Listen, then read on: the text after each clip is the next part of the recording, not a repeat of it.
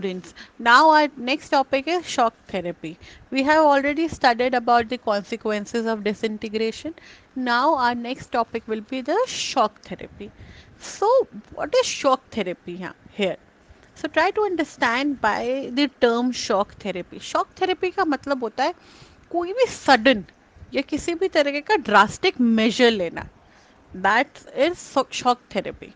So what happens under this? Collapse of communalism. Collapse of communalism means जो communalism था, क्योंकि USSR का disintegration हो गया था रशिया प्लस 14 अदर कंट्रीज में, और जो यूएसएसआर था वो बेसिकली कौन सी आइडियोलॉजी को फॉलो करता था, वो कम्युनलिस्ट आइडियोलॉजी को फॉलो करता था. तो जैसे उसका डिसइंटीग्रेशन हुआ, कम्युनलिस्ट जो आइडियोलॉजी थी वो भी कोलैप्स हो गई, यानी कि फॉल हो गई. So that was the painful process of transition. वो काफ़ी पेनफुल प्रोसेस था ट्रांजिशन का. रीज़न बीइंग कि काफ़ी लोगों ने इस पे एजुटेशन किया था, काफ़ी लीडरशिप लीडर्स आए, जैसे बोरिस येल्त्सिन आए, उन्होंने सपोर्ट किया मिखेल गॉर्बाचेव की पॉलिसीज़ को, जो कि चाहते थे कि डेमोक्रेटिक नेशन आए. इस तरह की जो रियलिस्टिक उनकी पावर्स थी, पॉलिसीज़ थी, वो उन पर वर्क करना चाहते थे.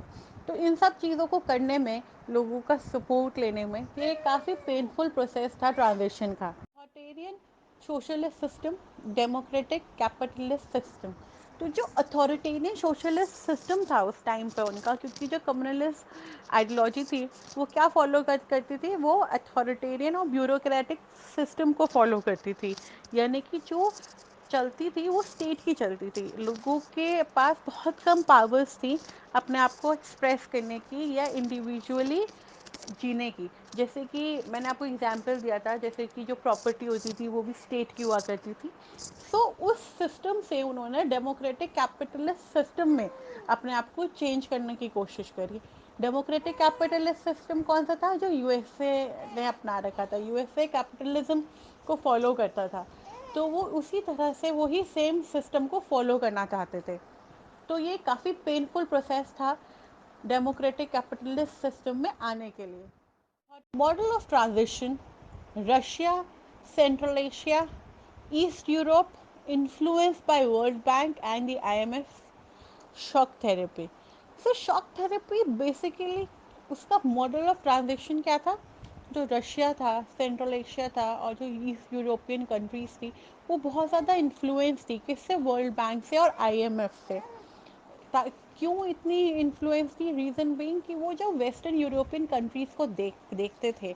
मैंने आपको ये बताया था, जो उनका इंफ्रास्ट्रक्चर देखते थे, वो टेक्निकली बहुत स्ट्रॉन्ग थे, वो सारी चीज़ें देखते थे. तो वो अपने आप को भी उसी तरह से डेवलप्ड नेशन बनाना चाहते थे. That was the main reason जब वो यूएसएसआर से डिसइंटीग्रेशन हुआ. तो यही कुछ मेन रीजंस में से भी एक रीज़न था that make this shock therapy. Model it varied in intensity and speed, but direction and features similar. उनकी अपने आप को ट्रांजिट करने की, लाइक रशिया की, सेंट्रल एशिया की या ईस्ट यूरोपियन जो कंट्रीज थी, उनकी इंटेंसिटी और स्पीड ज़रूर डिफरेंट रही. कोई बहुत जल्दी अपने आप को ट्रांजिशन में ले आए, यानी कि वो एक अथॉरिटेरियन सोशलिस्ट सिस्टम से डेमोक्रेटिक कैपिटलिस्ट सिस्टम में ले आए. कुछ को टाइम लगा अपने आप को चेंज करने में, बट जो उनकी डायरेक्शन थे, फीचर्स थे, वो सिमिलर रहे. यानी कि जो उन्होंने पॉलिसीज़ बनाई थी, वो जो थॉट प्रोसेस के साथ अपनी कंट्री को डेवलपमेंट की रेस में आगे लेके चल रहे थे, वो सिमिलर थी, वो सेम थी. केवल उनकी इंटेंसिटी और स्पीड ज़रूर चेंज रही. Each country required total shift capitalist economy. हर कंट्री को, जो भी अलग हुए थे यूएसएसआर से डिसइंटीग्रेट हुए थे, उनको टोटली शिफ्ट करना पड़ा. यानी कि कहाँ तो वो कम्युनलिस्ट इकोनॉमी में रह रहे थे, उनको कंप्लीट अपनी इकोनॉमिक कंडीशंस चेंज करनी पड़ी, वो एक कैपिटलिस्ट इकोनॉमिक कंडीशन में चले गए.